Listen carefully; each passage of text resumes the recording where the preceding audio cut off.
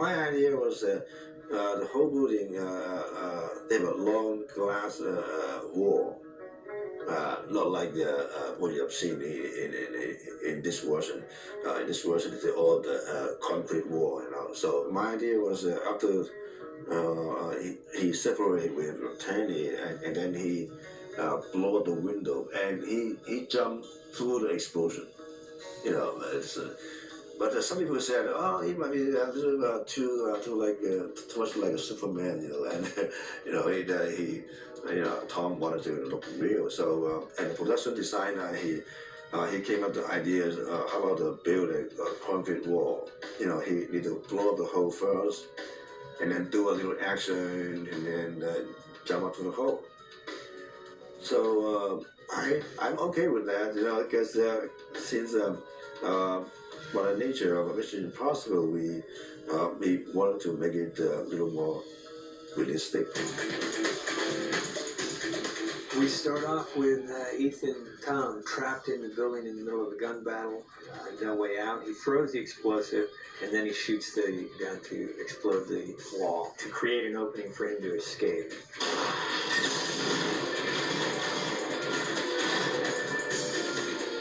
He runs towards the hole in the wall. We don't know what he's going for or after.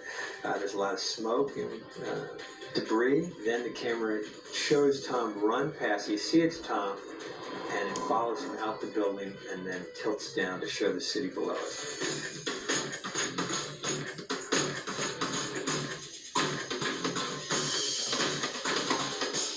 We ended up shooting the sequence on stage again.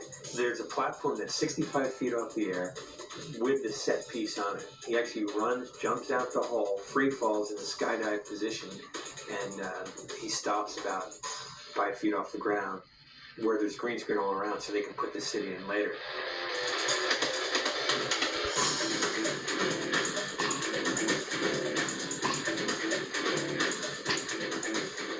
Stunt that not many stunt people have done. It's a traveling decelerator, and he's running out this hole in the wall and free falling 60 feet. And Tom did that quite a number of times too. I tried to make it a little more romantic. When Tom did a jump, I was using all of the slow motion. When he jumped out of the hole, it feels so romantic and sad.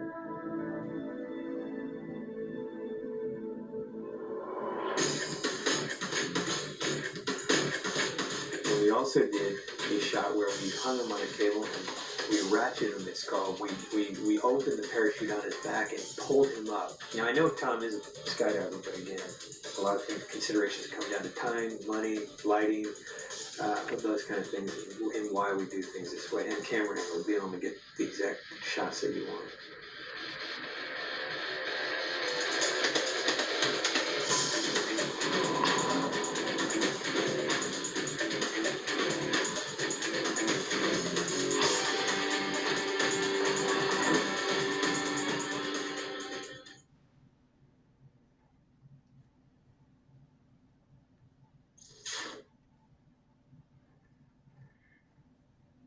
The whole action is in a tunnel. I try to make it look a little more elegant and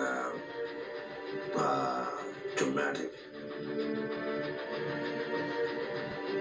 There's a scene where Tom is walking through the flames. It's right after he throws a bomb against the door. It explodes. Two guys go flying back. There's a big explosion, and the two guys are on cables. That's called a ratchet. And we just time it in with the bomb, and they fly back.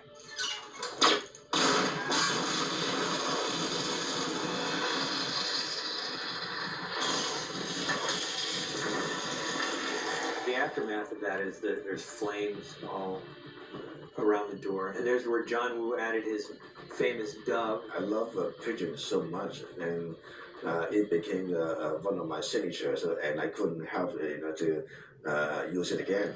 So the idea came from the set. Because I try to make it a little more charming and elegant. The white stuff seems to be send a message to the evil.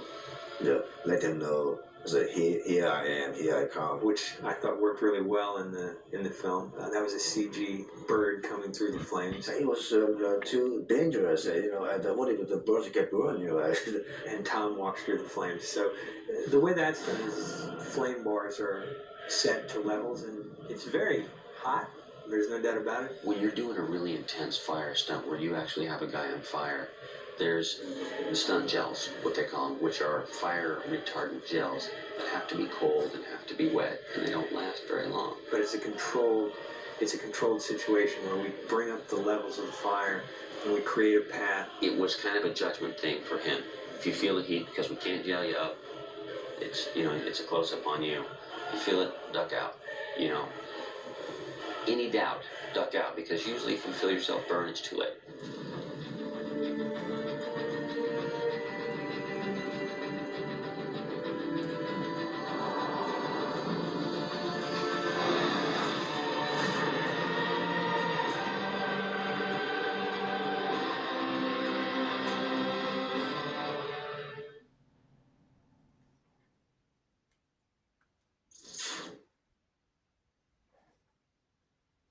And it was a very dangerous stunt. Of course, we tried to stop him, to do that, but he would insist that it's a very good idea. He said the audience haven't seen this kind of action before. I always got nervous.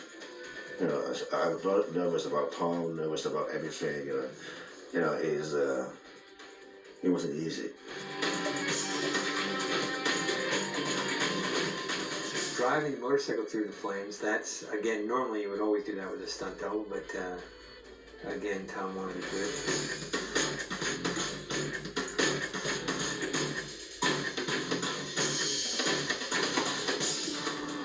The flames are controlled by a flame bar, so you can set the level of the height, but there really is no trick to it. Basically, you ride through the flames. You can't see past it, which is a really weird feeling. Now, if you were to fall or crash and you're in the flames, then you're in trouble. So it's still a dangerous situation, but it's a good moment for Tom because you can do it in slow motion. The flames are there. There's no trickery. He's riding the motorcycle through flames. He just never ceases to amaze the people that he's working with on what he wants to do for the quality of the film. It's pretty impressive.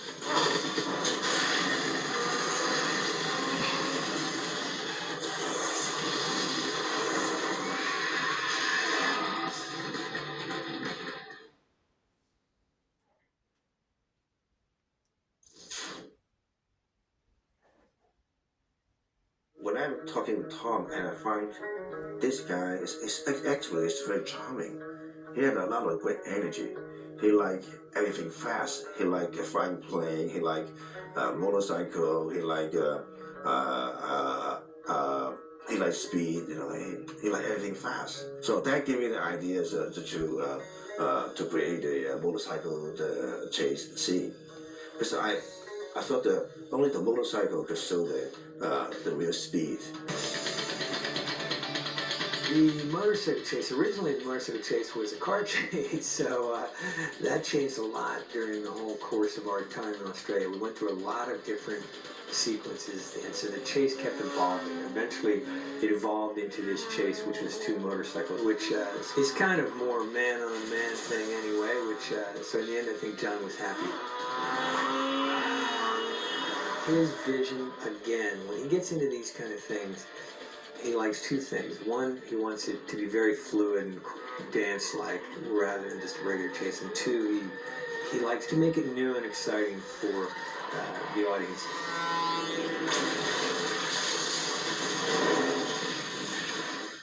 The nose wheelie, say, where the bike does a nose wheelie, I really like that sequence a lot. It's way over the top, but it's just so visually exciting to watch.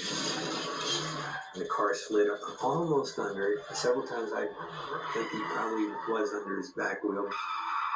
The bike would go up on its nose, spin around, and we concentrate on Tom point his hand off the handlebar with the gun, shooting the car as it goes by and exploding. It's called a cannon roll. The principle is there's a hole that is ejected out of the base of the car, which the stuntman driving he sets the car into a slide and then he hits a button which propels his telephone pole. It's a piece of a telephone pole out through the bottom of the car and sets the car flipping end over end.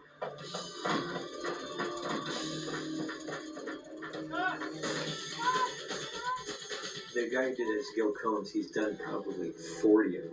It's a semi-controlled situation just because of his experience.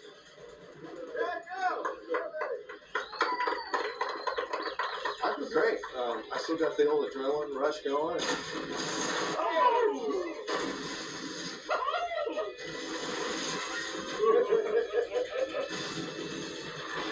Be safe. Don't try this at home.